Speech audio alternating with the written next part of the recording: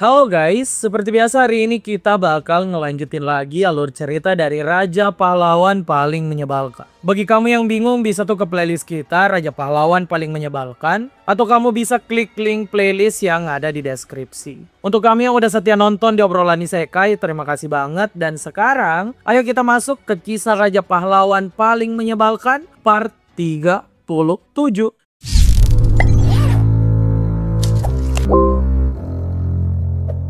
Di video sebelumnya, Kang Yosung tuh sedang berada di Menara Witch and the Walpurgis. Dalam menara ini, sekali lagi Kang Yosung itu punya misi buat menyelamatkan Priestess Elysia. Awalnya, misinya tuh gampang hingga kemudian mendapat kesulitan gak masuk akal dengan munculnya sang Heavenly Demon. Sejak kemunculan Heavenly Demon, Kang Yosung tuh nerima berbagai nasib buruk. Dia nggak bisa melihat kemungkinan menang dari entitas tersebut. Bahkan dengan mudah tuh Kang Yosung dihancurkan oleh sang Heavenly Demon. Namun saat Kang Yosung bakal diselesaikan oleh Heavenly Demon, sebuah fenomena aneh terjadi. Saintess Elysia bisa menghalangi serangan Heavenly Demon. Saintess Elysia ternyata membuat perjanjian besar dengan seorang monark. Sekarang Kang Yosung dan Elysia tuh bahkan berada di Throne of the End, tempat dari para monark. Monark yang bersama Elysia telah memulai hal tidak terduga, yaitu Ritual of the Throne.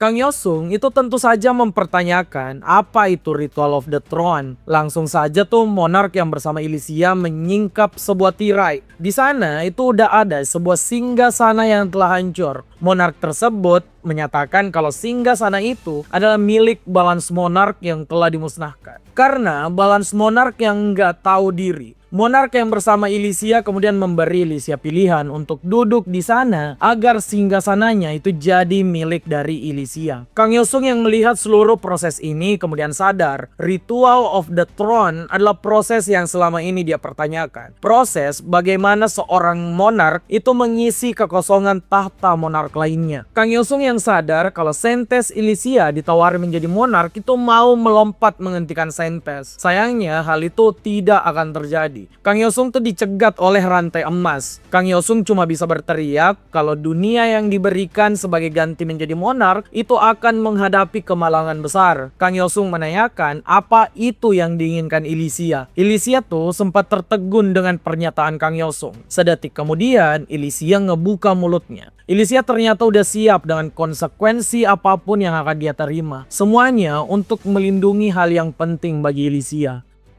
Setelah Saintess mengungkapkan perasaannya pada Kang Yosung, Saintess Elysia tuh kemudian memegang tahta kosong yang ada di depannya. Gagak mulai berterbangan dan singgasananya berubah menjadi sebuah kursi kayu dengan lilin api biru. Kang Yosung makin menjadi panik setelah dia melihat adanya badai di sekitar Saintess. Beberapa saat kemudian, Saintess muncul dengan wajah barunya. Saintess Elysia kini menjadi seorang monark dengan nama Witch Monarch. Witch Monarch kemudian mengatakan pada Kang Yosung untuk tenang, karena ini bukanlah akhir, melainkan sebuah awal yang baru. Witch Monarch mengatakannya sambil tersenyum.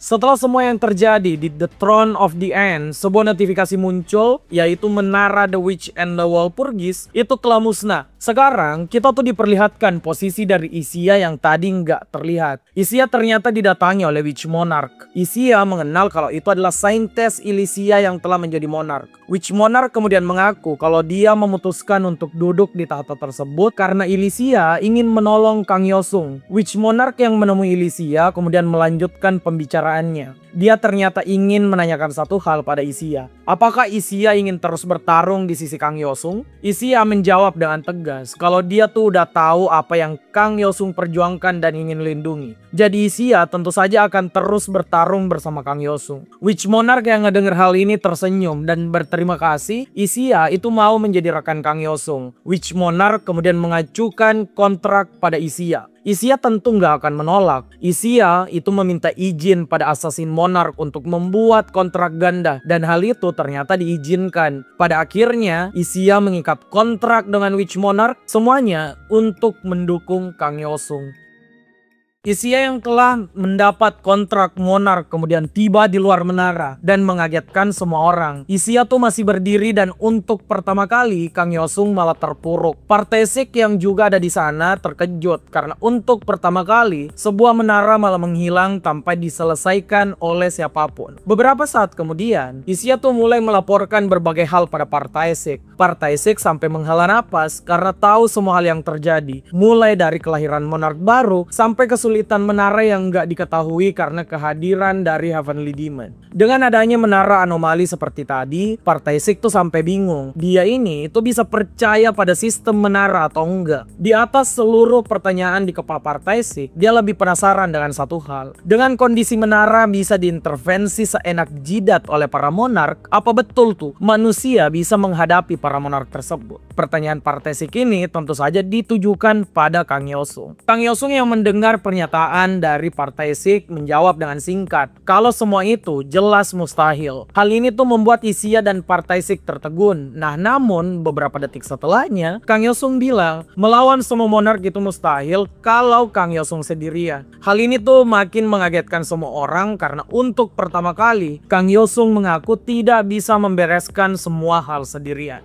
Dalam perasaan Kang Yosung, dia tuh tahu betul kalau mengalahkan dewa yang mengatur menara adalah hal yang hampir mustahil. Berada di jalan yang sama dengan Heavenly Demon, yaitu mau menghancurkan semua monark seorang diri, itu nggak akan cukup. Kang Yosung akan membuat sebuah jalan lain. Makanya Kang Yosung meminta bantuan semua orang yang ada di sana, pada Partai Sik dan anak buahnya. Kang Yosung bahkan bersedia tuh melatih mereka semua hingga mereka merasa ada di neraka, agar level mereka itu bisa sama dengan Kang Yosung. Kang Yosung yang dari tadi terpuruk akhirnya memiliki semangat baru. Sang Raja Pahlawan akan memulai untuk membangun guild.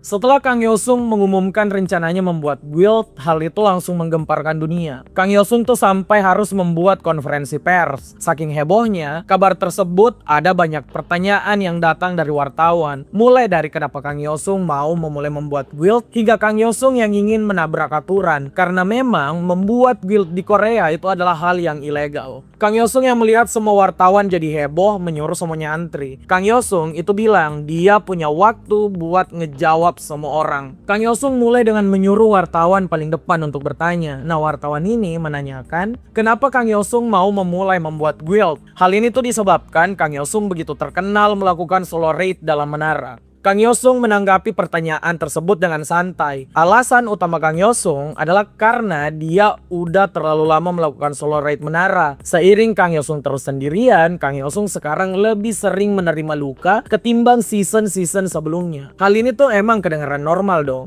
Nggak mungkin kan Kang Yosung menyampaikan hal sebenarnya kalau dia mau menghancurkan para monark. Nah, alasan Kang Yosung kalau dia terluka seiring berjalannya waktu ternyata mendapat respon nggak terduga. Salah satu wartawan itu coba memelintir statement Kang Yosung. Si wartawan bilang Kang Yosung yang mau membuat guild itu bukannya menandakan kalau Raja Pahlawan itu malah telah melemah. Kang Yosung menanyakan apa maksud statement tersebut. Si wartawan tuh makin memanasi media yang lain dengan bilang Kang Yosung berusaha menutupi kalau dia melemah. Jadi sekarang mau membuat guild buat jadi tameng hidup. Tetapan dari media makin memanas pada Kang Yosung. Headline berita tuh mulai ditulis kalau Kang Yosung, sang Raja Pahlawan itu telah melemah. Kang Yosung yang melihat berita yang ditulis tuh malahan tentang dia melemah dan bukan tentang guild yang akan dia buat. Hal ini itu ngebuat Kang Yosung kaget betapa liciknya media-media yang datang.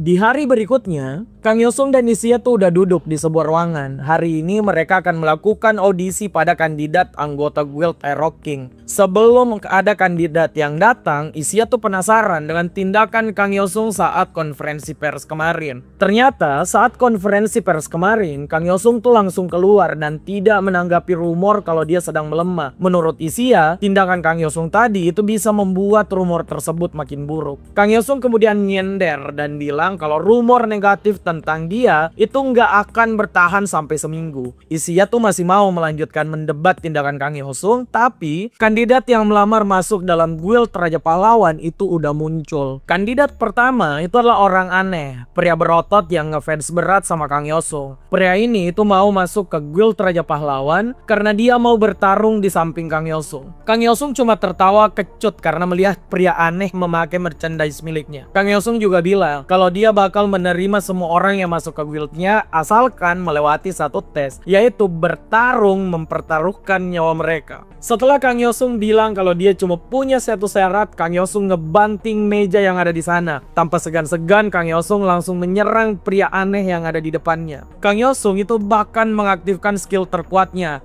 Heavenly Demon Descent. Kang Hyosung mencemooh pria kekar tersebut karena meminta ampun pada Kang Hyosung. Kang Hyosung jelas nggak butuh orang yang cepat ketakutan karena udah pasti mereka nggak pantas melawan para monark. Kang Hyosung kemudian itu langsung saja menyelesaikan pria aneh yang jadi fansnya tersebut. Setelah melihat kalau Kang Hyosung nggak segan-segan menyelesaikan kandidat anggota Guild Hero King, bisa saja semuanya tuh bertanya, apa Kang Hyosung emang sesadis itu? Nah ternyata hal sadis itu tuh tadi cuma simulasi yang hanya Kang Hyosung bisa lihat. Semua ini tuh bisa terjadi karena skill rank mitik Kang Hyosung, Word of Laplace. Kang Hyosung melihat kemungkinan pria kekar tersebut menang dari Kang Hyosung mencapai 0%. Kang Hyosung yang selesai dengan simulasi dari skill tersebut menyatakan si pria aneh ini nggak lulus jadi bisa pulang. Nah karena cuma Kang Hyosung yang bisa melihat proses simulasinya, si pria aneh dan Isia itu tentu saja bingung dengan keputusan Kang Hyosung. Setelah kandidat pertama tadi tidak diluluskan oleh Kang Hyosung, mulailah kandidat lainnya masuk satu persatu. Semua kandidat yang muncul tuh tidak diberi ampun. Kang Hyosung menyelesaikan mereka semua dengan mudah lewat simulasi dari Word of Laplace. Sampai sekarang sudah puluhan kandidat yang masuk, tapi nggak satu pun tuh yang lulus di mata Kang Hyosung. Isia yang berada di dekat Kang Hyosung sampai bingung, apa Kang Hyosung ini mau meloloskan orang atau cuma mau main-main doang. Nah Kang Hyosung menanggapi Isia bilang kalau dia memang berniat untuk merekrut orang, tapi proses rekrutmennya emang harus ketat. Kang Hyosung tuh merasa pertarungan berikutnya akan begitu besar. Kesulitan pertarungan berikutnya itu minimal mirip saat Kang Hyosung dan Isia harus melawan Heavenly Demon. Ya jelas dong, rekrutannya harus nggak masuk akal karena lawannya juga nggak masuk akal. Kang Hyosung mau minimal kandidat yang berada di guildnya itu seberani Isia yang berani melawan Heavenly Demon. Isia yang ngedengar hal ini merasa alasan Kang Hyosung emang masuk akal. Makanya Isia terus mempercayai Kang Hyosung.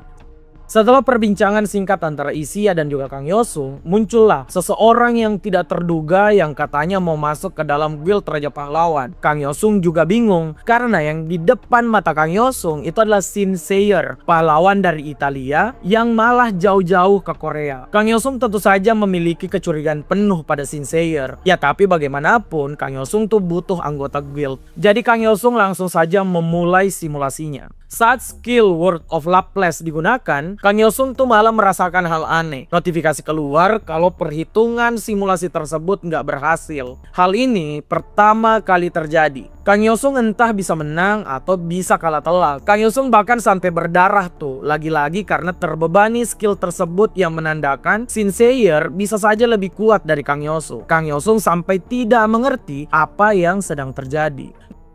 Nah pertanyaannya sekarang, apa Shinseer ini emang lebih kuat dari Kang Hyosung? Atau memang ada hal aneh lain yang telah terjadi? Penasaran? Kita nantikan saja kelanjutannya di video berikutnya. Terima kasih yang udah nonton sampai akhir. Jangan lupa komen, like, share, dan subscribe obrolan isekai.